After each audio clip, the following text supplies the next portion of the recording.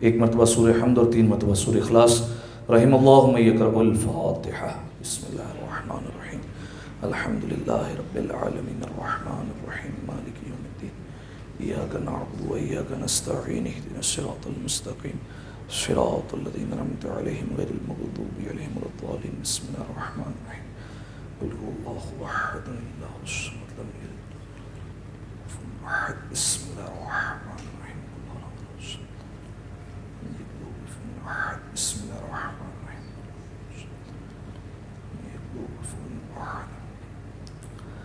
اللهم اغفر للمؤمنين والمؤمنات والمسلمين والمسلمات الأحياء منهم والأموات اللهم تابع بيننا وبينهم بالخيرات إنك مجيب الدعوات إنك على كل شيء قدير برحمتك يا أرحم الراحمين۔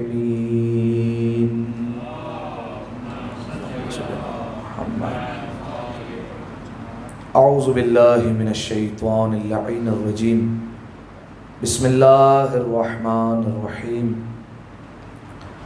الحمد للہ الذی یخلق ولم یخلق ویرزق ولا یرزق ویطعم ولا یطعم ثم الصلاة والسلام علی عبدک ونبیک وصفیک ورسولک وخیرتک من الخلق ابی القاسم محمد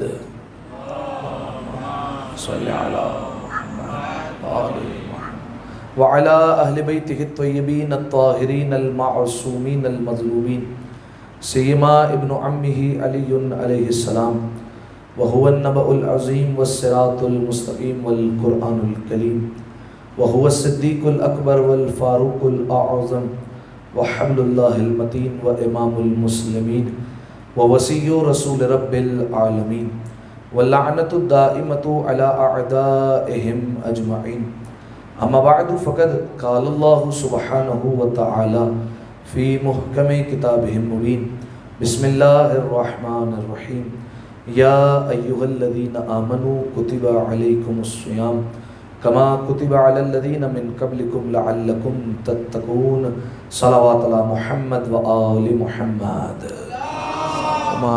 صلی علی محمد و آل محمد۔ سامعین محترم، ایصال ثواب کی مجلس اعزا ہے، لہٰذا ابتدائی کلام میں ہی پروردگار عالم کی بارگاہ میں دعا کرتے ہیں، میرے مالک مرحوم کے درجات کو بلند فرما، ان کے گناہ صغیر اور کبیرہ کو معاف فرما، میرے مالک ان کی قبر کو نور امیر المؤمنین سے منور فرما، چادر جناب فاطمہ کا سایہ نصیب فرما، امام حسین علیہ السلام کی شفاعت نصیب فرما، ان کے مزید بلندی درجات کے لیے تمام گناہوں کی مغفرت کے لیے ایک دفعہ مل کر بآواز بلند صلوات پڑھ دیں۔ اللہم صلی علی محمد و آل محمد۔ اس سے بہتر انداز سے ایک دفعہ مل کر صلوات پڑھ دیں۔ اللہم صلی علی محمد۔ روایت غالباً پیش بھی کی تھی اس حوالے سے آپ کی خدمت میں کہ جب رسول اللہ معراج پر تشریف لے گئے تو رسول اللہ نے کئی مناظر وہاں پر دیکھے اور کئی مناظر کا مشاہدہ کیا، اور ایک منظر جو رسول اللہ نے دیکھا وہ یہ کہ ایک فرشتہ ایسا تھا جس کے کئی ہاتھ تھے، بعض روایتوں میں 1000 ہاتھ بیان ہوئے، اور ان 1000 ہاتھوں میں 1000 انگلیاں، اور ان 1000 انگلیوں میں 1000 پور۔ رسول اللہ نے جناب جبریل سے پوچھا تھا، اے جبریل اس فرشتے کا کام کیا ہے؟ کہا یا رسول اللہ جناب آدم سے لے کر اب تک آپ کے زمانے تک جتنی بارشیں ہوئی ہیں اس کا حساب کتاب اس کے پاس ہے، جس زمین پر جتنے قطرے گرتے ہیں یہ گن لیتا ہے، اور اسے پتہ ہے کہ کون سی زمین پر آج تک کتنے قطرے برس چکے ہیں اور کون سی زمین نے کتنے قطرے قبول کیے ہیں، فصلوں میں کتنے قطرے گرے، ریگستان میں کتنے قطرے گرے، سمندروں میں کتنے قطرے گرے، یہ سب کا سب حساب کتاب اس کے پاس موجود ہے۔ تو رسول اللہ نے فوراً پوچھا ہے جبریل اس کے پاس اتنا مطلب ہماری زبان میں کہہ لیجئے کہ اتنے حساب و کتاب کی طاقت ہے اور اتنا عظیم جو ہے وہ یہ کیلکولیٹر رکھتا ہے، تو کیا یہ کوئی ایسی چیز ہے کہ جو یہ حساب نہ کر سکتا ہو؟ تو کہا یا رسول اللہ جب آپ کی امت میں سے کوئی آپ پر اور آپ کی آل پر درود بھیجتا ہے تو اس کا ثواب یہ فرشتہ شمار نہیں کر سکتا ہے۔ ایک دفعہ صلوات پڑھیں مل کر، اللہم صلی علی محمد و آل محمد۔ جزاکم اللہ۔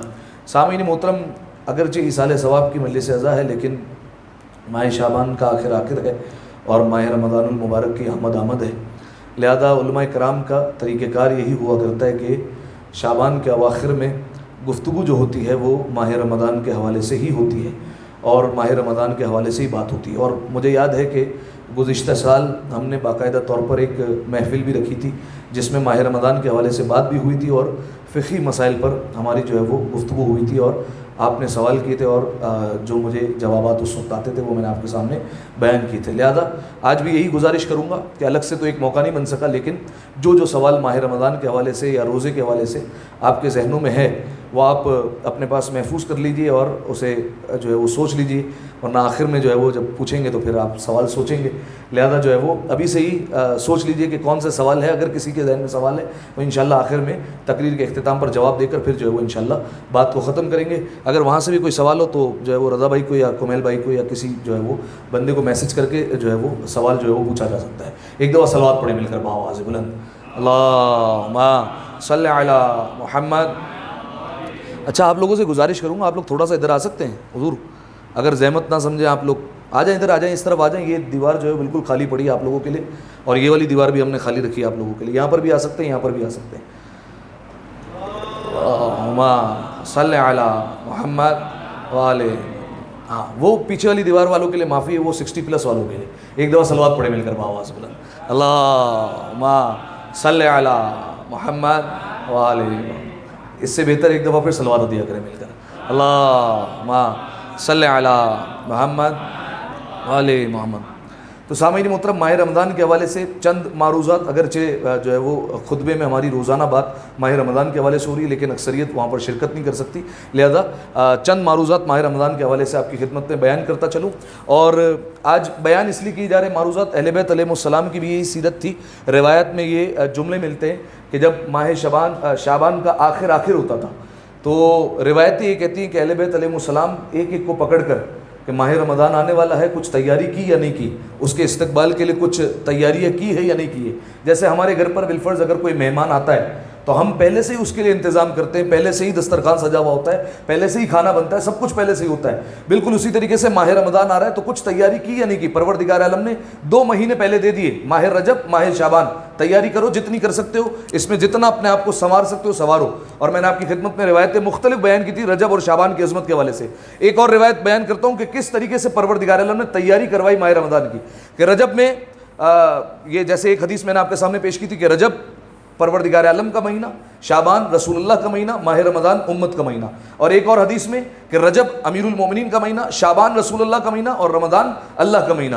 یعنی جس طریقے سے رجب کو کوئی عبور کیے بغیر شعبان تک نہیں جا سکتا اور شعبان کو عبور کیے بغیر کوئی رمضان تک نہیں پہنچ سکتا، بالکل ویسے ہی کوئی علی کو چھوڑے بغیر نہ رسول تک پہنچ سکتا ہے اور نہ رسول کو چھوڑے بغیر کوئی خدا تک پہنچ سکتا ہے۔ لہذا جس کو علی ملیں گے اسی کو نبی ملیں گے، جس کو نبی ملیں گے اسی کو خدا ملے گا۔ لہذا یہ حدیث فضیلت کے اعتبار سے بیان کی تھی۔ ایک اور حدیث روایت کے جملے کہ اگر کوئی شخص رجب کے مہینے میں ایک نیکی کرتا ہے تو پروردگار عالم دگنا لکھتا ہے۔ باقی مہینوں میں کیا ہوتا ہے کہ بالفرض اگر آپ نے ایک نیکی کی تو قرآن کہتا ہے کہ ایک نیکی کے بدلے آپ کو کتنے ملیں گے؟ 10 ملیں گے، ٹھیک ہے۔ ماہ رجب میں اگر نیکی کی تو ایک نیکی کے بدلے کتنا ملے گا؟ 20 ملے گا، ٹھیک ہے، دگنا ہو جائے گا، ثواب اس کا جو ہے وہ بڑھ جائے گا۔ رجب کے مہینے میں اس طریقے سے تیاری کروائی، جتنی نیکیاں کر سکتے ہو کرتے رہو۔ شعبان جدھر شروع ہوا اب پروردگار عالم نے اپنی روش بدل دی، کہا اب دگنا حساب کتاب نہیں ہے، اب دگنا ثواب نہیں ملنے والا، کہا اب ہر عمل کے برابر 70 گنا ملے گا، ٹھیک ہے۔ ایک عمل کرتے جاؤ، ایک نیکی کرتے جاؤ، 70 گنا لیتے جاؤ۔ یعنی اگر بالفرض ایک شعبان میں اگر کسی نے 10 روپے خرچ کیے تو کتنا ثواب ملے گا اس کو؟ 70 ملے گا۔ وہ تو ایک کرتے تو 70 ملتا نا، 70 گنا ہے، یعنی 700 جو ہے وہ ثواب لکھا جائے گا شعبان کے مہینے میں۔ اور پھر جب ماہ رمضان آیا تو پروردگار عالم نے اپنی روش پھر بدل لی، کہا دیکھو رجب میں کرتے تھے، باقی مہینوں میں کرتے تھے تو ایک کے بدلے 10، شعبان میں کرتے تھے تو اس کا دگنا عطا کیا، رجب میں کرتے تھے تو دگنا عطا کر دیا، شعبان میں کرتے تھے عمل تو میں نے تمہیں 70 گنا عطا کیا، کہا اب رمضان کے مہینے میں کرو گے تو 1000 گنا ثواب عطا کروں گا تمہیں۔ ایک ایک نیکی کے بدلے ملٹیپلائی کرتے جائیے 1000 سے، اتنا ثواب جو ہے وہ تمہارے کھاتے میں، تمہارے اعمال نامے میں لکھتا چلا جاؤں گا۔ لہذا یہ پروردگار عالم نے تیاری کروائی 2 مہینے پہلے ہی کہ رمضان کے لیے آمادہ ہو جاؤ۔ تو اہل بیت علیہ السلام کا طریقہ کار یہی ہوا کرتا تھا کہ شعبان کے آخر میں ایک ایک کو پکڑ کر ماہ رمضان کی تیاری کی یا نہیں کی، کیونکہ ایک مہینہ آ رہا ہے، اللہ کا مہینہ ہے، اس کا تمہیں استقبال کرنا ہے، کیا تم نے تیاری کی ان مہینوں میں؟ لہذا روایت کے جملے ابا صلت ہروی 8ویں امام علی ابن موسیٰ الرضا علیہ السلام اللہم صلی علی محمد و آل محمد۔ 8ویں امام کا صحابی ہے، با معرفت صحابی ہے، اور یہ وہ صحابی ہے جو امام کی شہادت تک امام کے ساتھ ساتھ تھا، ابا سلط ہروی۔ جب آیا ہے امام کے پاس تو اس وقت شعبان کا آخری جمعہ تھا۔ جیسے امام کی خدمت میں پہنچا تو فوراً جو ہے وہ امام نے کہا ابا سلط، اپنے الفاظ میں کہہ رہا ہوں میں، ابا سلط ماہ رمضان کی کیا تیاری ہے؟ کہا کہ مولا آپ حکم فرمائیں کس طریقے سے تیاری کرنی ہے؟ کہا کہ اے ابا سلط دیکھو شعبان کے چند دن رہ گئے ہیں، بس شعبان اب چند لمحوں میں ختم ہونے والا ہے، اگر اس مہینے میں تم سے کوئی کوتاہیاں ہوئی ہے، اب یہ تیاری بتائی جا رہی ہے ماہ رمضان کی، اگر کوئی کوتاہی ہوئی ہے تو دیکھو ان کوتاہیوں کی پروردگار عالم سے مغفرت کر لو اور معافی مانگ لو، ٹھیک ہے؟ ایک، اگر اب تک پروردگار عالم سے استغفار نہیں کیا اور اس سے مغفرت طلب نہیں کی، دیکھو اب بھی دیر نہیں ہوئی، ابھی بھی شعبان کا آخری حصہ رہتا ہے، مصلی بچھاؤ، پروردگار عالم سے راز و نیاز کرو، دعا اور استغفار کرو، اور اپنے ذمے سے یہ تمام گناہوں کا بوجھ ہٹا دو۔ اے ابا سلط اگر خدا نہ خواستہ کہیں ایسا ہے کہ تمہیں کوئی گناہ کی عادت لگی ہوئی ہے، ایک ہوتا ہے نا انسان کو بعض گناہوں کی عادت لگ جاتی ہے، چھوڑ کر بھی جو ہے وہ چاہے تو نہیں چھوڑ سکتے، بالفرض گالم گلوچ کی عادت لگ گئی، اب جو ہے وہ کئی لوگ ایسے ہوتے ہیں جو بالفرض جو ہے وہ سلام دعا کے بجائے گالی دیتے ہیں، ٹھیک ہے؟ ان کو جو ہے وہ گالیوں کی اتنی زیادہ عادت لگ گئی ہے، یا بالفرض جو ہے وہ غیبت کی عادت لگ گئی، یا جو ہے وہ بالفرض کسی اور کام کی عادت لگ گئی، گناہ کی عادت لگ گئی۔ مولا نے فرمایا خدا نہ خواستہ اگر کوئی گناہ کی عادت لگ گئی ہے، فرمایا دیکھو ماہ رمضان آ رہا ہے، اس کے استقبال کا یہ حق نہیں ہے کہ تم اسی گناہ میں ملوث رہو، رمضان شروع ہونے سے پہلے اس گناہ کو رفع دفع کرو اور چھوڑ دو، تاکہ جب تم ماہ رمضان میں داخل ہو تو بالکل خلوص کے ساتھ پروردگار عالم کے مہینے میں داخل ہو سکو۔ لہذا یہ مولا نے طریقہ کار بتایا کہ کس طریقے سے ماہ رمضان کا استقبال کرنا ہے۔ لہذا یہ طریقہ کار ہوتا تھا اہل بیت علیہ السلام کا کہ ماہ رمضان کی پہلے سے ہی تیاری کروایا کرتے تھے۔ اسی طریقے سے رسول اللہ جب ماہ رمضان کا چاند دیکھا کرتے تھے تو دعائیں پڑھا کرتے تھے، ٹھیک ہے؟ اور میں آپ کو یہ ریکمنڈ بھی کروں گا کہ صحیفہ سجادیہ میں تو ویسے بہت طویل دعا ہے ماہ رمضان کے استقبال کی، اگر وہ پڑھ سکیں تو بہت اچھی بات ہے، لیکن اگر وہ نہ پڑھ سکیں تو پھر مختصر دعا بھی ہے جو رسول اللہ ماہ رمضان کے چاند کو دیکھ کر دعا پڑھا کرتے تھے کہ پالنے والے اس چاند کے صدقے میں ہمیں امن عطا فرما، یہ پہلی دعا، ٹھیک ہے؟ یہ امن جو ہے وہ ہم دعا مانگ لیتے ہیں کئی مرتبہ، لیکن امن کا احساس اسے ہو جہاں پر امن نہ ہو، یہ مولا کا فرمان ہے۔ امن کی قدر اسے ہوتی ہے کہ جو جس علاقے میں رہے اور وہاں پر امن موجود نہ ہو۔ آپ آج دیکھیے کتنے ممالک ہیں، کتنے علاقے ہیں، کتنے شہر ایسے ہیں جہاں پر امن موجود نہیں ہے، جب وہ گھر سے نکلتے ہیں تو پھر یہ سوچ کر نکلتے ہیں واپس آئیں گے یا نہیں آئیں گے۔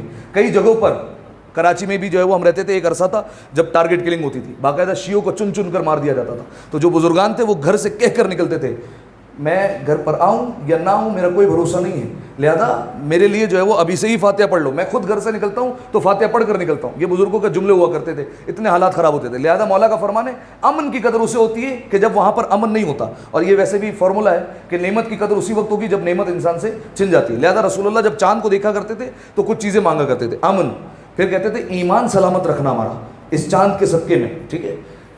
آخری زمانے کے حوالے سے روایت کے جملے ہیں کہ آخری زمانے میں چوتھے امام فرماتے ہیں کہ صبح سے لے کر شام تک ہاتھوں پر انگارہ لے کر کھڑا ہونا آسان ہوگا، اپنا ایمان بچانا مشکل ہوگا۔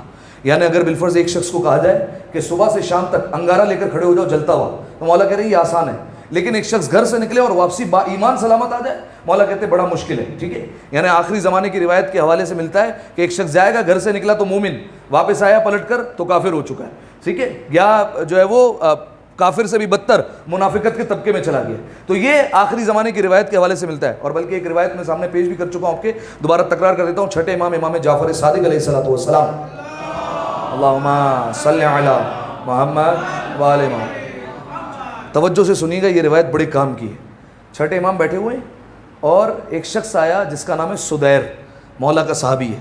جیسے ہی مولا کی بارگاہ میں پہنچا تو دیکھا مولا کی آنکھوں سے آنسو جاری ہیں، اور مولا خاک پر بیٹھ کر زاروں قطار گریا کر رہے ہیں، اور مولا ایک جملہ کہہ رہے ہیں، کہا کہ اے سردار، اے میرے سردار، تیری غیبت نے میری مصیبت کو عظیم کر دیا اور میری آنکھوں سے اشکوں کے سیلاب جاری کر دیے، ٹھیک ہے؟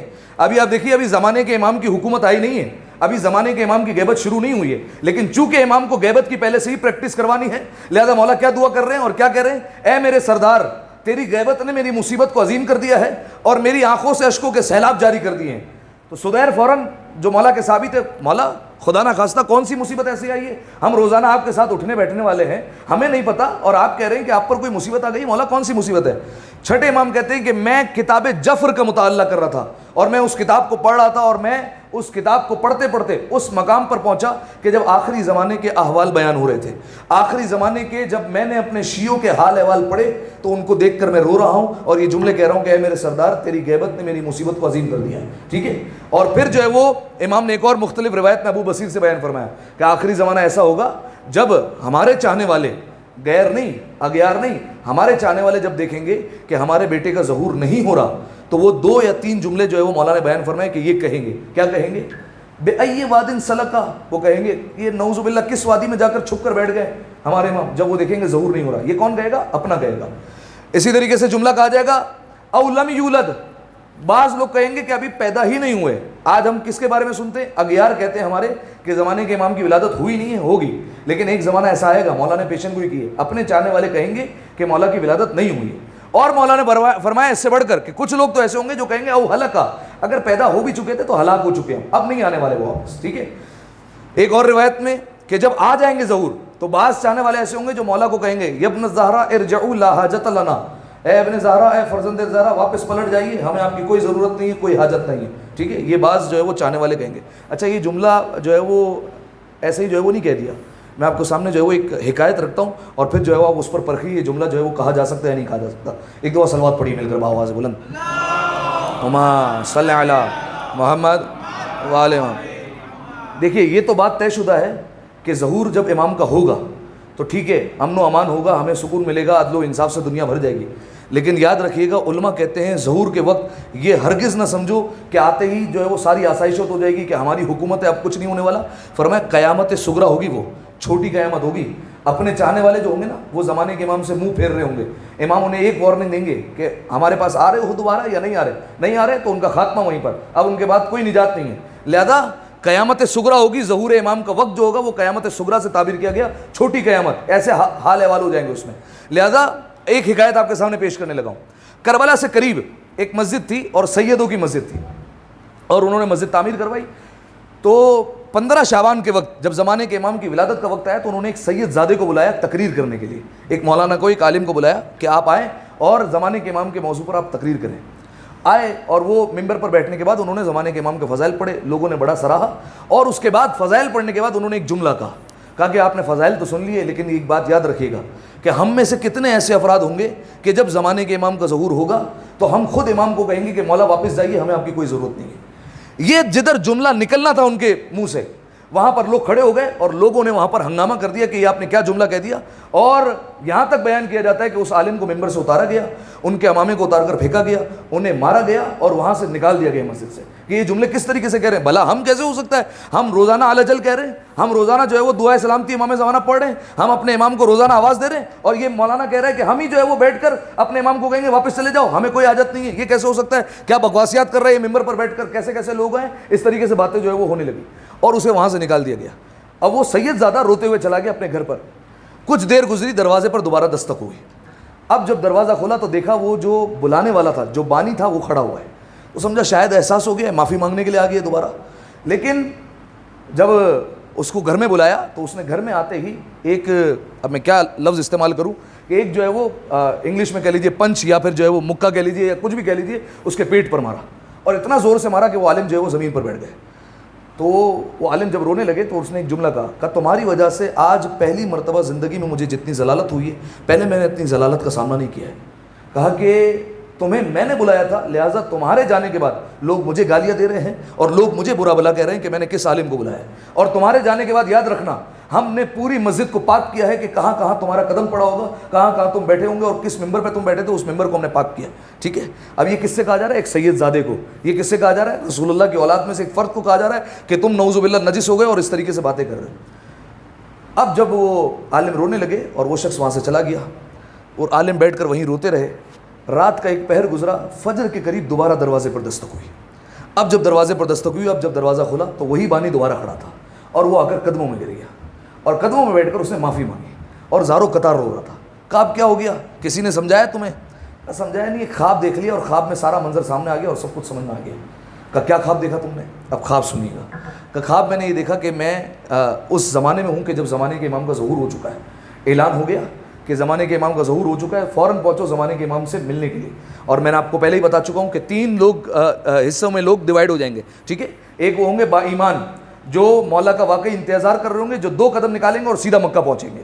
کچھ لوگ ہوں گے جو ہوں گے تو با ایمان لیکن وہ کہیں گے تھوڑا کاروبار سمیٹ لیں, تھوڑا فلاں کام کر لیں, شام کے وقت جائیں گے مولا کے پاس ملنے کے لیے, ٹھیک ہے, اور شام کے وقت ایک اور شیطان صدا لگا دے گا کہ زمانے کے امام کا ظہور نہیں ہوا, اور وہ بہک جائیں گے, ٹھیک ہے. یہ دوسرے قسم کے افراد. اور تیسرے تو ہوں گے کفار جنہیں امام زمانہ کی کوئی پرواہ نہیں ہے. لہذا کہا کہ جب یہ صدا لگی کہ زمانے کے امام کا ظہور ہو چکا, کہا میں بڑا خوش اٹھا اور میں فوراً مولا کے پاس پہنچا, اور جیسے ہی مولا کی خدمت میں آیا تو میں نے مولا سے کہا مولا میں آپ کا چاہنے والا, آپ سے محبت کرنے والا, بڑا آپ کا عاشق ہوں اور آپ سے عشق کرتا ہوں, اور آپ کا کب سے انتظار کر رہا تھا, مولا آپ آ گئے, اب ہماری انتظار کی گھڑیاں ختم ہوئی. مولا نے سامنے سے ایک جملہ کہا کہ یہ جو تم نے لباس پہنا ہوا ہے یہ لباس غصبی ہے, اس لباس میں تم ہم سے ملاقات کے لیے نہیں آ سکتے. یہ لباس جو تم نے پہنا ہوا ہے دراصل یہ چوری کا لباس ہے. اب میں اپنے الفاظ میں جو جتنا مجھے یاد ہے میں بیان کر رہا ہوں. کہا کہ یہ لباس جو ہے وہ اٹھا کر ایک طرف کرو. گیا, لباس تبدیل کر کے آیا. امام نے کہا کہ یہ جو تمہارا گھر ہے اس میں ایک غصبی اینٹ لگی ہوئی ہے, اس کو جو ہے وہ جا کر توڑ دو. یہ کون کہہ رہے ہیں؟ زمانے کے امام. یاد رکھیے گا یہ روایت کے جملے میں آپ کو بتا رہا ہوں, جب زمانے کے امام آئیں گے ایک اونچی عمارت بھی اگر کھڑی ہوئی ہے اس میں ایک غصبی اینٹ بھی لگی ہوئی ہے, یعنی چوری کی اینٹ یا بغیر مالک کی اجازت کے اینٹ لگی ہوئی ہے, تو اگر بالفرض مالک کو ہم راضی کر بھی لیں کہ تو اینٹ کے پیسے لے لے, زمانے کے امام اس عمارت کو پورا گرا دیں گے, منہدم کیا جائے گا اور اس غصبی اینٹ کو وہاں سے نکالا جائے گا, ٹھیک ہے. یہ روایت کے جملے. لہذا مولا نے اپنے چاہنے والے سے کہا جاؤ اور جا کر اپنا مکان توڑو. اب کس طریقے سے مکان توڑے؟ ایک ہی چھت ہے, لیکن گیا اور جا کر اس نے اپنا مکان توڑا اور پھر امام کی خدمت میں آیا. امام نے کہا جاؤ اور جا کر اپنی بیوی کو طلاق دو. اب جب یہ جملہ آیا کہا مولا یہ آپ جو ہے وہ کیا کہہ رہے ہیں, میں بیوی کو طلاق کیوں دوں, ہم تو اتنی محبت سے رہتے ہیں اور اتنے عرصے سے ہم رہ رہے ہیں, اتنے بچے ہو گئے ہمارے. کہ نہیں دراصل تمہیں معلوم نہیں ہے, لیکن جو تمہاری بیوی ہے دراصل وہ تمہاری رضائی بہن ہے, ٹھیک ہے. رضائی بہن یقیناً آپ سمجھ گئے کہ دودھ شریک بہن ہے وہ تمہاری, تمہیں نہیں پتا تھا, لہٰذا تمہارا نکاح ٹھیک ہے, تمہارے بچے بھی ٹھیک ہیں, لیکن اب میں تمہیں بتا رہا ہوں کہ وہ رضائی بہن ہے, جاؤ جا کر طلاق دو, اب تم اس کے ساتھ مزید نہیں رہ سکتے. اب جب یہ بولا تو فوراً امام سے پلٹ کر کہا کہ مولا ہم تو پہلے زمانے میں ہی اچھے تھے, آپ آ گئے تو ہمارے لیے تو یہ مشکلات بڑھ گئی, ہم تو یہ سوچا کرتے تھے کہ آپ کے آنے کے بعد ہمارے لیے آسانی ہو جائیں گی. اب جب یہ جیسے ہی جملہ کہا کہ آپ واپس جائیے تو آنکھ کھلی اور فوراً عالم کے پاس آیا اور ہاتھوں کو جوڑ کر کہا کہ آپ ٹھیک کہتے تھے کہ ہم میں سے ہی کچھ ایسے لوگ ہوں گے جو زمانے کے امام کو واپس جانے کا کہیں گے. ایک دفعہ صلوات پڑھیں مل کر بھاؤ سے بلند, اللہم صلی علی محمد وآل محمد. لہذا خیر امام نے فرمایا کہ رسول اللہ جب چاند دیکھا کرتے تھے تو دعا کیا کرتے تھے کہ پالنے والے ہمیں امن عطا فرما اس چاند کے ذریعے سے, ماہ رمضان کے چاند کو دیکھ کر, ایمان عطا فرما, ہمارا اسلام سلامت رکھ, یعنی اہل بیت علیہ السلام کی راہ پر ہم ہمیشہ ثابت قدم رکھے. پالنے والے اس چاند کے ذریعے سے ہمارے رزق میں برکت دے دے. اور رسول اللہ چاند کو دیکھ کر مختلف دعائیں کیا کرتے تھے. لہذا اہل بیت علیہ السلام کا طریقہ کار یہ ہوتا تھا کہ ماہ رمضان سے پہلے اپنے چاہنے والوں کو تیار کرتے تھے کہ ماہ رمضان کی تیاری کر لو. اور تیاری کس طریقے سے کرنی ہے وہ ابتدا میں بیان کر چکا ہوں. دعا, استغفار, تلاوت قرآن, جو گناہ میں مسلسل ملوث ہے ان کو چھوڑنا ہے تاکہ اللہ کے مہینے میں خالص طریقے سے ہم داخل ہو سکیں. اب آئیے اس آیت کو جو میں نے آپ کے سامنے پڑھی, اگرچہ گفتگو ہو چکی ہے لیکن کافی چہرے نئے ہیں جو جمعے کے اس میں شرکت نہیں کر سکتے, ان کے لیے بیان کر رہا ہوں میں. یا ایھا الذین آمنوا کتب علیکم الصیام, اے ایمان والو تم پر روزے لکھ دیے گئے, واجب کر دیے گئے, ٹھیک ہے. اچھا, کما کتب علی الذین من قبلکم, جیسے تم سے پچھلے والوں پر لکھے گئے تھے, لعلکم تتقون, تاکہ تم متقی بن جاؤ. اب اس آیت میں پروردگار عالم نے روزہ رکھنے کی طرف ترغیب دلائی ہے, شوق دلایا ہے, مائل کیا ہے کہ تم روزہ رکھو. ایک میں آپ سے بات پوچھتا ہوں, اگر پروردگار عالم چاہتا نہ جنت دیتا نہ جہنم کا جو ہے وہ بالفرض خوف دلاتا, اگر حکم دیتا کہ یہ روزہ رکھو تو ہمیں رکھنا پڑتا یا نہیں پڑتا؟ ایسا ہے یا نہیں ہے؟ وہ مالک ہے, وہ رازق ہے, اس نے ہمیں بغیر مانگے کتنی چیزیں عطا کی, اس نے ہمارا وجود دے دیا, ہمیں بنایا, ہم نے کہا تھوڑی تھا اسے بنانے کے لیے, اس نے پھر بھی بنایا, اس نے ہماری غذا کا انتظام کیا, اس نے اتنے احسانات کیے. وہ اگر کہہ دیتا روزہ رکھو میں تم پر لازم کرتا ہوں اور کوئی ثواب نہیں ملے گا, کوئی جنت نہیں ملے گی, وہ مالک ہے, ہم اس کے بندے, ہمیں کرنا پڑتا. لیکن پروردگار عالم نے کیا کہا, کیسے خطاب کیا, یا ایھا الذین آمنوا, اے ایمان والو, کتب علیکم الصیام, تم پر روزے لکھ دیے گئے. چھٹے امام کی حدیث ہے, چھٹے امام کہتے ہیں یہ جو اللہ نے کہا ہے نا یا ایھا الذین آمنوا, اس سے روزہ جیسی مشکل عبادت آسان ہو گئی. اب جو موجود تھے جمعے کے خطبے میں ان سے پوچھتا ہوں کیسے آسان ہوئی, آپ بتائیے. یا ایھا الذین آمنوا کہہ کر اللہ نے کہا روزہ رکھو اے ایمان والو. یہ اے ایمان والو کہنے سے روزے کی عبادت ایسے آسان کیسے ہو گئی؟ اب آپ جانتے ہیں نا روزہ ایک الگ روٹین سے ہٹ کر عبادت ہے. نماز ہمیں دن میں آنا ہے, 4 منٹ کے لیے مصلی پہ کھڑے ہونا ہے, پڑھ کے واپس چلے جانا ہے. حج پوری زندگی میں 1 مرتبہ, خم سال میں 1 مرتبہ, اور وہ بھی چند پیسوں کا نکال لیا, ٹھیک ہے. روزہ مسلسل 1 مہینے تک اپنی پوری روٹین چینج کرنی ہے, اذان فجر سے لے کر اذان مغرب تک, یہ بھی نہیں کرنا, یہ بھی نہیں کرنا, یہ بھی نہیں کرنا, ایک مشکل عبادت ہے. لیکن ایک مشکل عبادت کو چھٹے امام کہتے ہیں یا ایھا الذین آمنوا کہہ کر اللہ نے آسان کر دیا. کیسے؟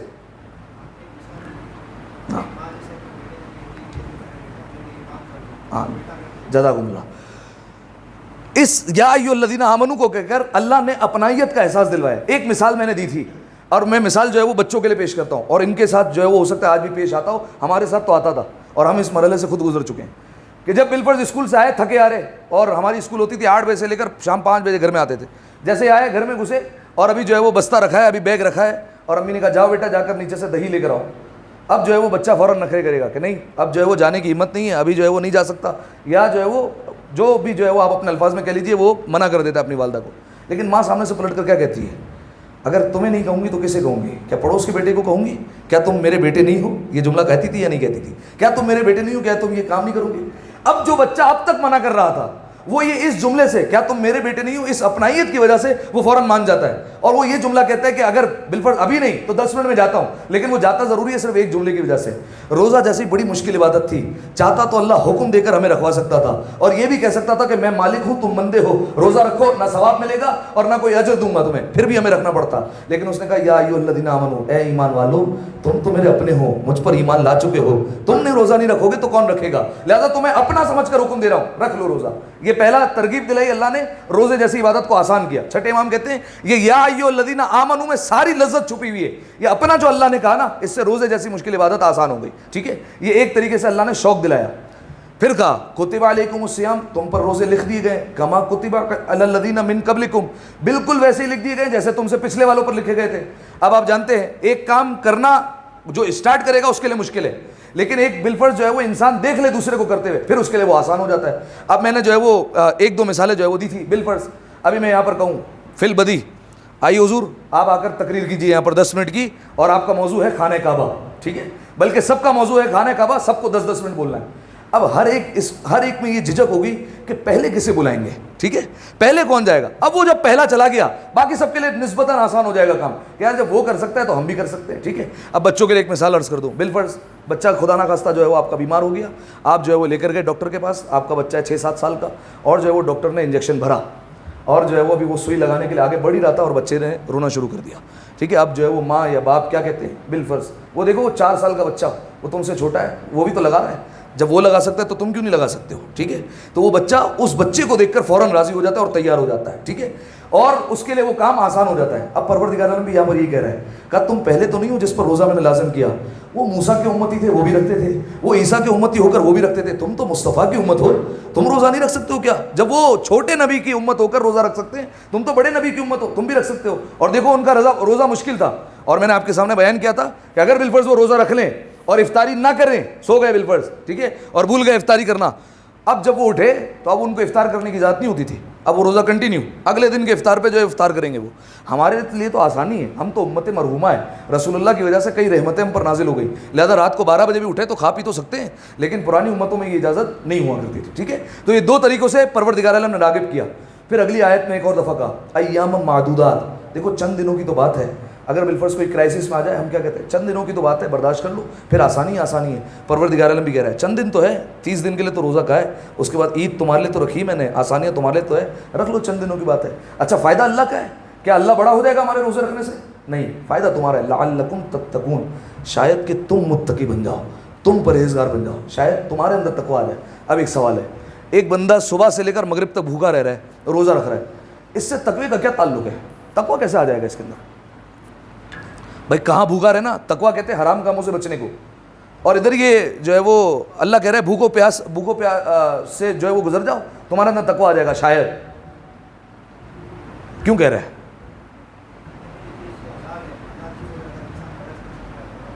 ہاں جزاکم اللہ. یہ گویا پروردگار عالم نے طاقت کا احساس دلایا. فرمایا اذان فجر سے لے کر اذان مغرب تک. دیکھیے آپ جو ہے وہ بالفرض باہر شعبان کے مہینے میں آپ جا کر پانی آ کر پئیں, اور میں آپ کا ہاتھ پکڑ لوں اور کہوں پانی نہیں پینا, آپ میرا ہاتھ جھٹک دیں گے, حضور ہاتھ چھوڑیے, آپ کون ہوتے ہیں ہمیں روکنے والے؟ اگر ماہ رمضان میں آ کر میں آپ سے کہوں پانی پی لیجئے تو آپ فوراً کیا کہیں گے؟ نہیں پی سکتے. کیوں نہیں پی سکتے؟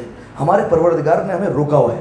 کس وقت سے کس وقت تک روکا ہوا ہے؟ اذان فجر سے اذان مغرب تک روکا ہوا ہے, ہم رکے رہیں گے, پانی نہیں پئیں گے.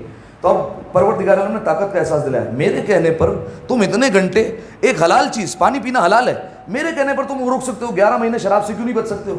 میرے کہنے پر روٹی سے بچ سکتے ہو, باقی مہینے حرام غذاؤں سے کیوں نہیں بچ سکتے ہو؟ میرے کہنے پر حلال چیزوں سے پرہیز کر سکتے ہو, تو باقی 11 مہینے جو میں نے حرام کی اس سے کیوں نہیں بچ سکتے ہو؟ لہذا پروردگار عالم نے گویا طاقت کا احساس دلایا کہ تم بچ سکتے ہو. اگر تم بچنا چاہو تو تم اپنے آپ پر کنٹرول کر سکتے ہو. ایک دفعہ صلوات پڑھیں مل کر باآواز بلند, اللہم صلی علی محمد وعلی.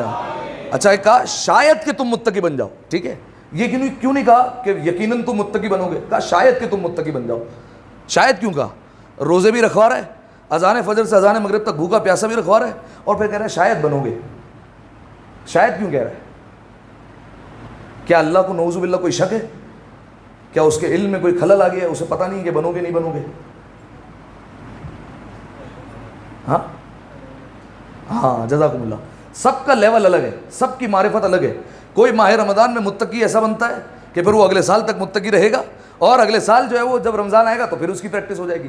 کوئی ایسا ہوتا ہے کہ جو بالفرض اس کا تقوی ماہ رمضان کے حد تک سلامت ہوتا ہے, اور عید آئی ادھر جو ہے وہ پھر دوبارہ شروع, کیونکہ شیطان آزاد ہو چکا ہے تو اب جو ہے وہ دوبارہ ساری چیزیں شروع ہو جائیں گی. اور کچھ لوگ ایسے ہوتے ہیں جو وی آئی پی یا لیجنڈ جنہیں کہہ لیجیے, جو ماہ رمضان میں بھی وہ کام کر کے بتاتے ہیں جو نہیں کرنے ہوتے. لہذا کہا شاید کہ تم متقی بنو.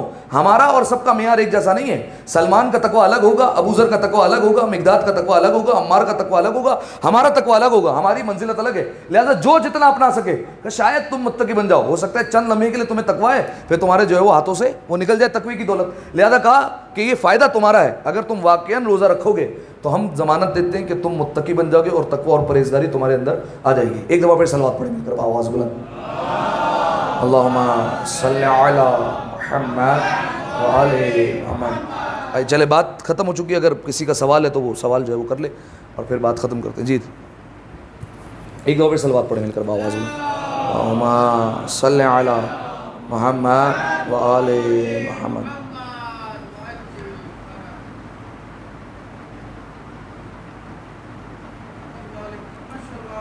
اللہم صلی علی محمد وعلی محمد. اچھا بہتر ہے ماہ رمضان کے حوالے سے سوال ہوتے یا روزے کے حوالے سے سوال ہوتے زیادہ بہتر تھا. یہ ایک ہٹ کر سوال آیا, خیر میں جواب دے دیتا ہوں کہ اگر کسی کو اولاد نہیں ہے اور وہ اپنی جائیداد پوری کسی کو گفٹ کر سکتا ہے یا اس کا بٹوارہ کیسے ہوگا. دیکھیں میراث کے مسائل ہیں اور بڑی جو ہے وہ اس میں تفصیل ہوگی.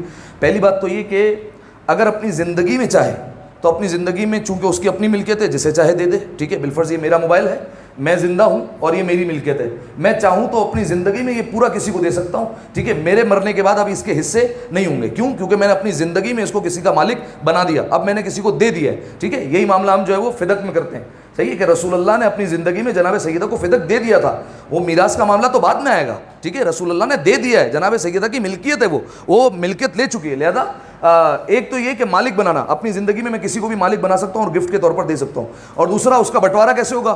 بٹوارہ اسی صورت میں ہوگا جب آپ نے اپنی زندگی میں کسی کو مالک نہیں بنایا ہوگا. یعنی آپ کے پاس وہ پراپرٹی تھی بالفرض لاکھ روپے کی, اور آپ جو ہے وہ دنیا سے چلے گئے, اب آپ کی کوئی اولاد بھی نہیں ہے. اب اس کا بٹوارہ کس طریقے سے ہوگا؟ بٹوارہ جو ہے وہ اس طریقے سے ہوگا کہ پہلے میراث کا پہلا طبقہ دیکھا جائے گا. پہلے طبقے میں کون کون آتا ہے؟ اولاد آتی ہے, اولاد ہے نہیں. ماں باپ میں سے کوئی ہے تو وہ ماں باپ کو چلا جائے گا.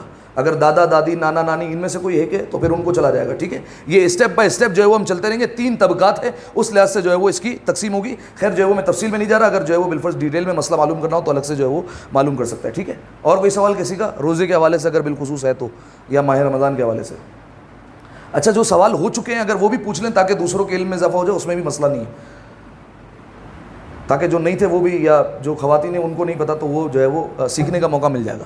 اگر کوئی سوال ہے کسی کا. ٹائم کیا؟ زہر کا, سحر کا ٹائم. اچھا سحر کا ٹائم جو ہے وہ اذان فجر سے لے کر اذان مغرب تک جو ہے وہ روزہ رکھنا ہے, ٹھیک ہے. یہ روزے کا ڈیوریشن ہے. ہر عبادت کا ایک پرٹیکولر ٹائم ہوتا ہے. ظہر عصر کی نماز آپ مغرب عشاء کے وقت میں نہیں پڑھ سکتے. حج جو ہے وہ آپ رمضان کے مہینے میں نہیں کر سکتے. آپ لاکھ کہیں رمضان ذلت سے افضل ہے, لیکن پھر بھی آپ حج ماہ رمضان میں نہیں کریں گے. اسی طریقے سے روزے کا بھی ایک ٹائم فکس ہے. ایسا نہیں آپ جو ہے وہ رات کو 12 بجے روزہ شروع کر دیں اور کہیں میرا فجر پہ ختم ہو جائے گا کیونکہ اس وقت ٹھنڈک ہوتی ہے تو اب میں اسی وقت میں رکھ سکتا ہوں, ٹھیک ہے. تو یہ اپنی مرضی نہیں چلے گی. عبادت جو ہے وہ پروردگار عالم نے, آپ جانتے ہیں شیطان کو جب کہا کہ آدم کو سجدہ کرو, ٹھیک ہے, تو اس نے کہا کہ پالنے والے ایک سجدہ معاف کر دے, اس کے علاوہ پوری کائنات پر چپا چپا سجدہ کروں گا. 6000 سال کی عبادت کر چکا ہے اور کہہ رہا ہے چپا چپا اور سجدہ کروں گا, صرف یہ ایک سجدہ چھوڑ دے. پروردگار عالم نے کیا جواب دیا عبادتی ما لا ترید، عبادت وہ نہیں ہے جو تو چاہے، عبادت وہ ہے جو میں چاہوں. میں ایک سجدہ چاہ رہا ہوں لیکن آدم کے سامنے یہی کرنا پڑے گا. لہذا پروردگار عالم نے ماہ رمضان کا ہمیں ٹائم دیا ہوا ہے اذان فجر سے لے کر اذان مغرب تک. ٹھیک ہے، اذان فجر سے مراد یہ نہیں ہے جتنے بجے مؤذن اٹھے گا اور وہ اذان دے گا، نہیں. اذان فجر کا جو ٹائم ہے آپ کے پاس جو کیلنڈر ہے اس ٹائم پر آپ کا روزہ شروع ہوتا ہے. لیکن جو ہے وہ ہر عبادت میں آپ جانتے ہیں احتیاط ہوتی ہے. جیسے وضو کرتے ہیں تو وضو میں ہاتھ کہاں سے دھونا ہے؟ کونی سے لے کر انگلی کے سروں تک دھونا ہے. لیکن آپ کیا کرتے ہیں؟ تھوڑا سا اوپر سے پانی ڈالتے ہیں. کیوں؟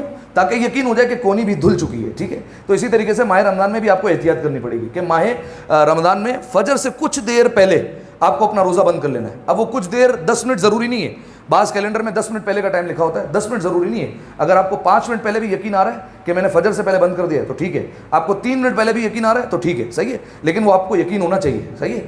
تو 3-4 منٹ پہلے تو احتیاطاً جو ہے وہ آپ روزہ بند کر دیں. اور پھر اسی طریقے سے مغرب پر کیا کرنا ہے؟ تھوڑا سا پہلے، تھوڑا سا جو ہے وہ بعد میں.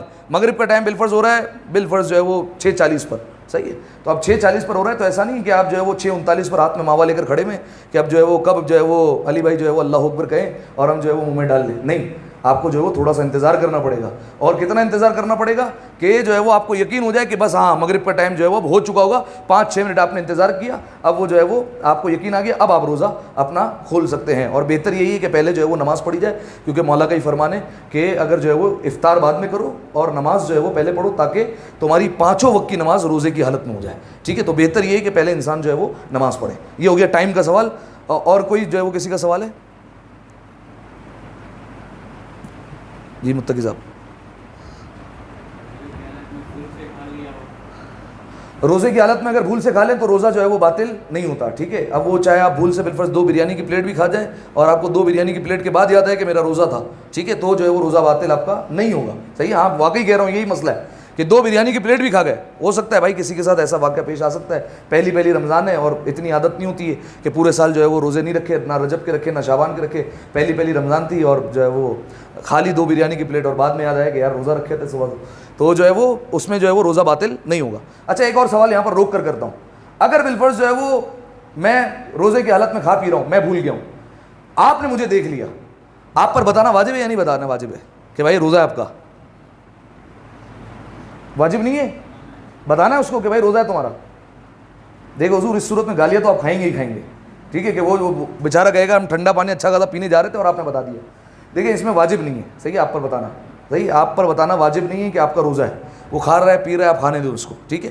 لیکن جو ہے وہ اگر آپ نے بتا دیا، اب چونکہ اس کو پتہ چل گیا تو اب اس کو جو ہے وہ بچنا پڑے گا اور وہ کھانا پینا جو بھی منہ میں ہے اس کو جو ہے وہ اگلنا پڑے گا اور جو ہے وہ سارے مسئلے مسائل الگ ہیں. لہذا جو ہے وہ بتانا آپ پر واجب نہیں ہے.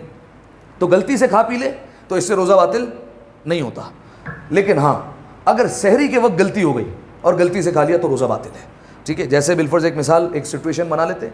بالفرض روزے کا ٹائم ہو رہا ہے، بالفرض نماز کا ٹائم ہو رہا ہے، کتنے بجے ہو رہا ہے آج کل؟ 5:15 بجے بالفرض کہ 5:15 بجے فجر ہے. آپ جو ہے وہ لیٹ اٹھے اور آپ کو پتہ ہی نہیں تھا ٹائم کا، آپ نے کھانا شروع کیا اور اچانک سے آپ نے موبائل اٹھا کر دیکھا تو اس میں بالفرض 5:25 ہو گئے تھے. ٹھیک ہے، 10 منٹ اوپر آپ نے کھا لیا. یا پھر آپ نے دیکھا کہ گھڑی جو ہے وہ آپ نے ٹائم دیکھا کہ ابھی تو 10 منٹ ہے، لیکن بعد میں پتہ چلا وہ گھڑی بند تھی، 10 منٹ بعد بھی 5:05 ہی ہو رہی ہے. صحیح ہے، تو اب جو ہے وہ یہ آپ کا روزہ باطل ہو جائے گا چاہے آپ نے غلطی سے کھایا پیا.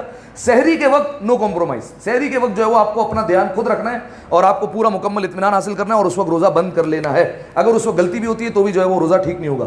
اچھا روزہ باطل تو ہو گیا لیکن اس کا یہ مطلب نہیں ہے پورا دن کھاتے پیتے پھرو، نہیں. اب روزے سے جو کام باطل ہو جاتے ہیں، جن سے روزہ باطل ہو جاتا ہے، اس سے بچنا بھی پڑے گا. یعنی اس کو کہتے ہیں امساک، یعنی ان کاموں سے رکنا بھی پڑے گا اور ماہ رمضان کے بعد اس کی قضا بھی کرنی پڑے گی. ٹھیک ہے، تو یہ غلطی سے کھانے پینے کا مسئلہ اگر روزے کی حالت میں غلطی سے کھا پی لیا تو روزہ باطل نہیں ہوتا. سحری کے وقت کا معاملہ تھوڑا سا جو ہے وہ ڈیفرنٹ ہے. سحری کے وقت اگر غلطی سے کھا پی لیا تو آپ کا روزہ باطل ہوگا، ماہ رمضان کے بعد قضا کرنی پڑے گی. ٹھیک ہے، اور کوئی سوال کسی کا؟ جی اجاز بھائی، آواز نہیں آ رہی آپ کی. ہاں روزے کی حالت میں گناہ کبیرہ ہو جائے. دیکھیں اس سے روزہ باطل تو نہیں ہوگا، یہ مبتلات روزہ میں سے نہیں ہے کہ بالفرض اگر روزے کی حالت میں کسی نے گالی بک دی یا روزے کی حالت میں کسی نے جھوٹ بول دیا، اس سے روزہ باطل نہیں ہوگا. البتہ روزے کا ثواب جو ہے وہ بالکل جو ہے وہ گر جائے گا. ٹھیک ہے، اور روزے کا ثواب جو ہے نا مطلب نہ ہونے کے برابر آ جائے گا. ایک روایت بھی آپ کے سامنے سنا دیتا ہوں کہ ایک عورت رسول اللہ کی خدمت میں آئی، رسول اللہ نے اس کے سامنے کھانا پیش کیا اور کہا کھاؤ یہ. تو اس نے کہا کہ یا رسول اللہ میں روزے سے ہوں. رسول اللہ نے کہا کہاں روزے سے ہوتا ہوں، تم تو روزے سے نہیں ہو. کہا نہیں یا رسول اللہ میں نے روزہ رکھا ہے. رسول اللہ نے کہا کہ میں ثابت کر سکتا ہوں کہ تمہارا روزہ نہیں ہے. کہا کہ یا رسول اللہ آپ ثابت کیجئے, میں نے تو صبح سے کچھ کھایا پیا نہیں. رسول اللہ نے ایک برتن منگایا اور کہا کہ کہہ کرو اس میں جو ہے وہ اس میں وامٹ کرو, اس میں کہہ کرو. تو اس نے جو ہے وہ جب کہہ کی تو اس میں گوشت کے ٹکڑے جو ہے وہ باہر ہے. کہا یا رسول اللہ میں نے تو کچھ کھایا نہیں تھا. کہا اپنی جو ہے وہ مومنہ بہن کی غیبت کی تھی یا نہیں کی تھی؟ کہا کی تھی. مومن کی غیبت کرنا ایسا ہی ہے جیسے مردار بھائی کا گوشت کھانا, ٹھیک ہے. تو گویا جو ہے وہ معنوی طور پر روزہ ختم ہو گیا. مولا کی حدیث ہے سب سے نچلے درجے کا روزہ, مفہوم بتا رہا ہوں, سب سے نچلے درجے کا روزہ پیٹ کا روزہ ہے, ٹھیک ہے. یعنی صرف آپ بھوکے اور پیاسے رہے, اس کے علاوہ کچھ حاصل نہیں ہوا. اس سے بڑھ کر ہے زبان کا روزہ, اور اس سے بڑھ کر ہے دل کا روزہ, ٹھیک ہے. یعنی آپ کے تمام اعضاء و جوارح روزے سے ہو, وہ روزہ اصل معنی میں. مولا کہتے ہیں کتنا بد نصیب ہے وہ انسان جس کو پورا ماہ رمضان گزر گیا لیکن اس کو بھوک و پیاس کے علاوہ کچھ حاصل ہی نہیں ہوا, ٹھیک ہے. تو یہ روزہ باطل نہیں ہوگا. یعنی باطل سے مراد یہ کہ ایسا نہیں اس کو ماہ رمضان کے بعد قضا کرنی پڑے گی, قضا کی کہانی نہیں ہے, لیکن اس کا روزہ جو ہے وہ مطلب نہ ہونے کے برابر رہ گیا کہ اس کو بھوک و پیاس کے علاوہ کچھ ملا نہیں اس روزے میں, ٹھیک ہے. اور کوئی نیت جو ہے وہ دیکھیں, آپ آج جو ہے وہ بیٹھے ہوئے, آپ آج نیت کر لیں کہ میں ماہ رمضان کے سارے روزے رکھوں گا, یہ بھی ٹھیک ہے, صحیح ہے. یہ آپ کی جو ہے وہ نیت ہو گئی, اور اب آپ کو جو ہے وہ ہر روزے کی الگ الگ نیت کرنے کی ضرورت نہیں کہ میں ماہ رمضان کا 12واں روزہ رکھتا ہوں, میں 13واں روزہ رکھتا ہوں, میں 14واں روزہ رکھتا ہوں. یہ جو ہے وہ اچھی بات ہے اگر آپ کر لیتے ہیں, ایک بزرگوں کا طریقہ کار ہے. لیکن اگر آپ نہیں کرتے تو بھی جو ہے وہ چل جائے گا, آپ روزے رکھتے جائیں. اگر آپ بھول بھی جائیں کون سا روزہ ہے, 20واں ہے 22واں ہے, تو بھی جو ہے وہ رکھتے جائیں, آپ کے روزے سارے ٹھیک ہوں گے, اس میں مسئلہ نہیں ہوگا. آپ نیت آج بھی کر سکتے ہیں, چاہے تو آپ جو ہے وہ ماہ رمضان میں بھی ہر روزے کی علیحدہ علیحدہ نیت کر سکتے ہیں, لیکن پھر وہ فجر سے پہلے نیت کرنی پڑے گی, ٹھیک ہے. یعنی فجر کا ٹائم اگر گزر گیا, ایک ہوتا ہے بھول گئے تو ظہر سے پہلے نیت کا ٹائم ہے کہ آپ نے جو ہے وہ کچھ کھایا پیا نہیں تھا اور جو ہے وہ آپ نے نیت کر لی. لیکن جو ہے وہ اگر بالفرض بھولے نہیں تھے, جان بوجھ کر فجر تک نیت کی نہیں, تو روزہ جو ہے وہ باطل, اور پھر اس دن کا روزہ جو ہے وہ آپ کا مطلب قضا میں کاؤنٹ ہوگا, قضا رکھنی پڑے گی بعد میں. اور کوئی سوال ہے کسی کا سوال؟ ہاں, روزے کی حالت میں دیکھیں کھانا پینا تو ٹھیک ہے, جو ہے وہ حرام ہے. سموسے بن رہے ہیں, امی جو ہے وہ سموسے بنا رہی ہے بالفرض, یا پھر جو ہے وہ یہاں شکیل بھائی سموسے بنا رہے ہیں. اب جو ہے ہم سامنے کھڑے ہو کے دیکھ رہے ہیں کہ جو ہے وہ سموسے بنائے جا رہے ہیں اور اس کی خوشبو آ رہی ہے اور مسلسل ناک میں جائے جا رہی ہے, کیا حکم ہے؟ حلق تک جائے, حلق سے نیچے جائے تو خوشبو بھی جائے, ظلم نہیں کرو یار, ایسا پکی بات ہے. نہیں بھائی ایسا نہیں ہے, خوشبو سے جو ہے وہ روزہ باطل نہیں ہوگا. ہاں اس صورت میں باطل ہو سکتا ہے بالکل بہت گاڑھا دھواں ہو, ٹھیک ہے. دھوئیں سے جو ہے وہ ہمارے یہاں روزہ باطل ہوتا ہے, جس کو کہتے ہیں گاڑھا غبار. جیسے چکی میں چلے جائیے جہاں پر آٹا پیسا جاتا ہے, اب وہاں پر جو ہے وہ بہت زیادہ جو ہے وہ دھواں ہے, یا ایک جگہ جو ہے وہ بالکل مچھر مارنے والی گاڑی گزر گئی, اتنا گاڑھا جو ہے اس کا دھواں ہوتا ہے, یا جو ہے وہ کہیں پر کنسٹرکشن ہو رہی ہے, مٹی کا بہت جو ہے وہ گاڑھا غبار ہے, وہاں پر جو ہے وہ اگر چلے گا اور وہ حلق سے نیچے اتر گیا تو روزہ جو ہے وہ باطل ہو گیا, ٹھیک ہے. ہاں جو ہے وہ آپ کو پتہ ہے کہ یہاں پر جاؤں گا اور حلق سے نیچے اتر سکتے ہیں اور آپ چلے گئے تو باطل ہے. غلطی سے اگر بالفرض آپ چل رہے ہیں اور جو ہے وہ آگے گاڑی جو ہے وہ بالفرض ایک کسی کے رنگ پسٹن خراب ہو گیا اور جو ہے وہ دھواں جو ہے وہ آپ کے حلق میں چلا گیا اور وہ غلطی سے گیا تو جو ہے وہ مسئلہ نہیں ہے. اس میں احتیاط جو ہے وہ ماسک کی جو ہے وہ کر سکتے ہیں کہ ماسک لگا لیں ایسی جگہوں پر جاتے وقت, ورنہ جو ہے وہ روزہ باطل ہو جائے گا آپ کا, ٹھیک ہے. اچھا, تو کھانے کی خوشبو سے فقط اور فقط روزہ باطل نہیں ہوگا. یہاں سے ایک اور سوال جوڑتا ہوں میں, کھانا جو ہے وہ بن رہا ہے, آپ سامنے دیکھ رہے ہیں, اچھا پانی پینے سے روزہ باطل ہوتا ہے نہیں ہوتا ہے؟ ہوتا ہے. کھانا دیکھ کر آپ کے منہ میں پانی آیا ہے اور وہ پانی آپ نے پی لیا ہے, ہوتا ہے نا بھائی, بریانی بن رہی ہے اور منہ میں پانی آ گیا اور پی لیا آپ نے وہ, اب روزے کا کیا حکم ہے بتائیے؟ صحیح ہے, ٹھیک ہے, یہ روزہ باطل نہیں ہوگا. یہ جو ہے وہ دراصل اس کو محاورتاً پانی کہہ دیتے ہیں, دراصل یہ ہے آپ کا لعاب ہی, ٹھیک ہے. اور لعاب جو ہے وہ روزے کی حالت میں نگل لیا جائے تو اس سے روزہ باطل نہیں ہوتا. جی کیا نہیں, دیکھیں مکرو کی تک تو کہانی جا سکتی ہو سکتا ہے ثواب جو ہے وہ تھوڑا سا کم ہو جائے کہ آپ ادھر ہی کھڑے ہوئے ہیں اور جو ہے وہ مسلسل جو ہے وہ اس طریقے سے کر رہے ہیں, لیکن جو ہے وہ آپ اگر خوشبو جاری ہے فقط اور فقط تو اس سے جو ہے وہ روزہ باطل نہیں ہوگا, چاہے غلطی سے چاہے جان بوجھ کر, اس سے جو ہے وہ نہیں ہوگا. آپ بالفرض 10 منٹ رہ گئے, آپ نے بولا بھائی روزہ اتنا لگ رہا ہے, کم از کم وہاں جا کر کچن میں بیٹھ ہی جائیں اور خوشبو ہی آ جائے کم از کم, ٹھیک ہے, تو اس سے روزہ باطل نہیں ہونے والا ہے. خوشبو پرفیوم سے دیکھیں عموماً جو ہے وہ روزہ باطل ہوتا نہیں ہے. اب ایسا کوئی پرفیوم ہو جائے کہ جس کا جو ہے وہ باقاعدہ طور پر, پرفیوم سے تو عموماً نہیں ہوگا کہ اگر ناک میں جو ہے باقاعدہ چلا جائے پرفیوم, ٹھیک ہے, اور وہ حلق تک چلا جائے تو اس سے ہو سکتا ہے باطل. ایسا پرفیوم ہو کہ جو ہے وہ آپ لگائیں اور وہ ناک میں چلا جائے, خوشبو کی بات نہیں کر رہا ہوں, باقاعدہ پرفیوم جو ہے وہ کبھی کبھار چلا جاتا ہے, ٹھیک ہے. یا یہی مسئلہ ہوگا ناک کے ڈراپس میں, ٹھیک ہے, کہ آنکھوں میں قطرے, کان میں قطرے تو ڈالے جا سکتے ہیں, لیکن ناک میں جو ہے وہ قطرے ڈالنے کا مسئلہ مختلف ہے. اگر آپ کو پتہ ہے کہ حلق تک یہ قطرے جائیں گے تو پھر اس سے روزہ باطل ہو جائے گا. ٹھیک ہے جی. ٹوتھ پیسٹ روزے کی حالت میں جو ہے وہ کیا جا سکتا ہے, بشرط یہ کہ وہ جو ٹوتھ پیسٹ جو ہے آپ کر رہے ہیں, جو بھی اس سے جو ہے وہ جھاگ واگ بن رہا ہے وہ حلق سے نیچے نہیں اترنا چاہیے. اگر وہ اتر گیا تو پھر روزہ باطل ہو جائے گا, ورنہ جو ہے وہ آپ کر سکتے ہیں ٹوتھ برش, کوئی مسئلہ نہیں.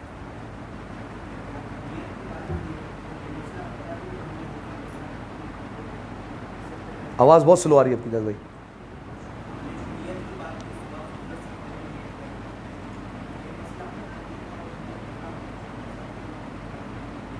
روزہ قضا رکھ لیا, فجر سے پہلے پہلے کرنی. ٹھیک ہے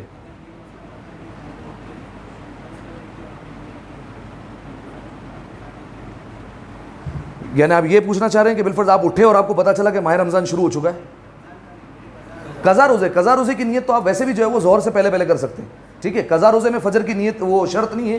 قضا روزے میں بالفرض جو ہے وہ آپ نے 11:45 بجے دیکھا کہ بھائی ظہر کا ٹائم ہو رہا ہے 12:15 بجے, اور آپ نے 11:45 بجے تک دیکھا کہ میں نے اب تک کوئی ایسا کام نہیں کیا جس سے روزہ باطل ہو جاتا ہے, تو آپ جو ہے وہ قضا روزے کی نیت کر لیں, آپ کا قضا روزہ ٹھیک ہو جائے گا. اور مستحب روزے میں تو مغرب سے 1 منٹ پہلے آپ اٹھے, بالفرض آپ تھکے آئے فارم ہاؤس سے اور آپ سو گئے, اور ایسا سوئے کہ ظہر اثر کی نماز بھی گئی اور سب گئی, اور آپ جو ہے وہ ڈائریکٹ اٹھے مغرب عشاء سے 2 منٹ پہلے. ٹھیک ہے, اور آپ نے دیکھا جو ہے وہ کوئی ایسا کام بھی نہیں ہوا جس سے روزہ باطل ہو جاتا ہے. نیت کی مستحب روزے کا ثواب تو مل جائے گا, لیکن نماز کا جو ہے وہ بعد میں قضا کرنی پڑے گی, لیکن مستحب روزہ آپ کا کاؤنٹ ہو جائے گا. ٹھیک ہے, یہ صرف ماہ رمضان کے روزے کی بات کی کہ فجر سے پہلے نیت کرنی. آپ بول رہے تھے رضا بھائی کچھ, بس ہے کسی کا سوال؟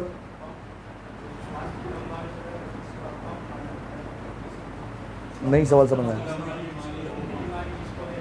یار. اس میں مسئلہ مختلف ہے تھوڑا سا, اور اس میں جو ہے وہ آغا سستانی کہتے ہیں کہ اگر وہ براہ راست معدے تک جاتا ہے تو پھر اس سے روزہ باطل ہوگا. ٹھیک ہے, یہ مسئلہ مجھے کنفرم کرنا پڑے گا, لیکن آغا سستانی کا غالباً مسئلہ یہ ہے.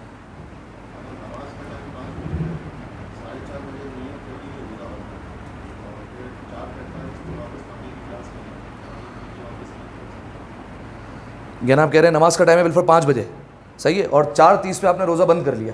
ٹھیک ہے, اور 4:45 پہ دوبارہ پیاس لگی, ابھی روزے میں بیان ہے 15 منٹ ہے, اور آپ روزہ بند کر چکے ہیں آلریڈی, تو آپ پی سکتے ہیں پانی ہی نہیں پی سکتے؟ آپ بتائیے. پی سکتے ہیں, شروع ہی نہیں ہوا ہے روزہ تو پی سکتے ہیں. اچھا ہاں وہی انہیں کو کہہ رہا ہوں بھائی, پی سکتے ہیں. ٹھیک ہے, بس خوش ہیں آپ, اور بولے. تو روزے کا ٹائم جب تک شروع نہیں ہوتا جب تک آپ جو ہے وہ 10 دفعہ نیت کریں اور 10 دفعہ آپ پانی پئیں, اس میں کوئی مسئلہ نہیں, جب تک شروع نہیں ہوتا روزہ. ایک ٹائم جو ہے وہ جب شروع ہوگا تب جو ہے وہ روزہ آپ کا بند ہوگا.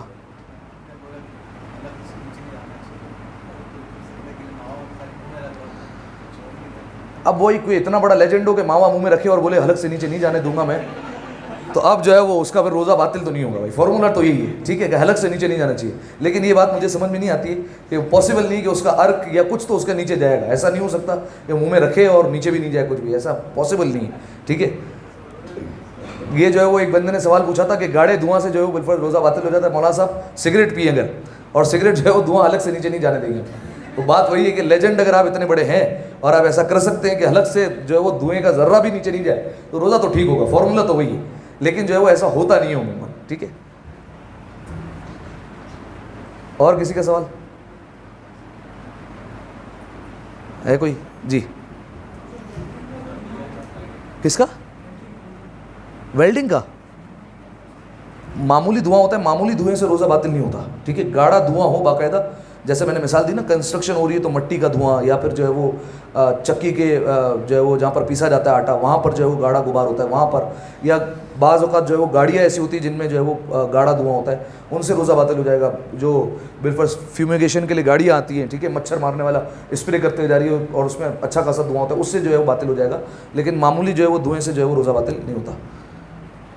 ہے کوئی اور؟ جی,